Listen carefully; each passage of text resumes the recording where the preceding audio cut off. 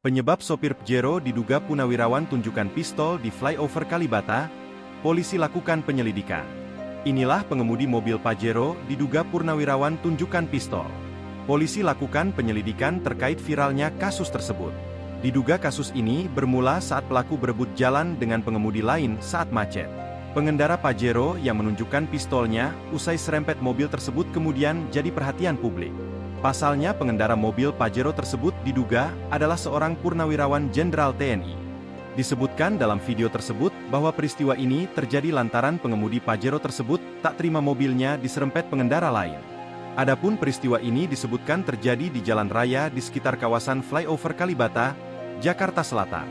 Pria yang diduga staf khusus BIN ini diduga memberi ancaman setelah menyerempet mobil warga di flyover Kalibata.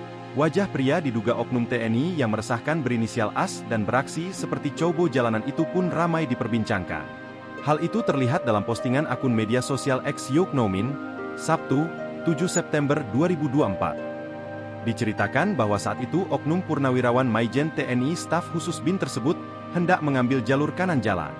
Menaiki mobil Pajero hitam, oknum tersebut tidak diberi jalan untuk mendahului pengunggah karena keadaan jalan sedang macet. Namun pria tersebut menyerempet mobil pengunggah dan menyodorkan beceng, senjata api, miliknya. Sementara dilihat dari tayangan video tersebut, tampak pengemudi Pajero yang mengenakan kemeja batik terlibat cekcok dengan seorang wanita pengendara mobil lainnya yang merekam peristiwa.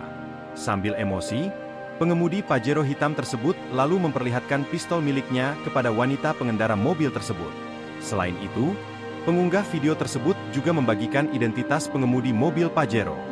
Ia menyebut, pengemudi mobil Pajero adalah laki-laki berinisial AS dan purnawirawan TNI dengan pangkat Maijen. Pemobil Pajero berinisial AS ini juga disebut merupakan staf khusus, staf sus, Badan Intelijen Negara, BIN. Lewat unggahan itu pula, pihak korban meminta kepada netizen lainnya untuk membantunya memviralkan aksi kobu jalanan si pengemudi Pajero tersebut. Download Tribun X sekarang, menghadirkan lokal menjadi Indonesia.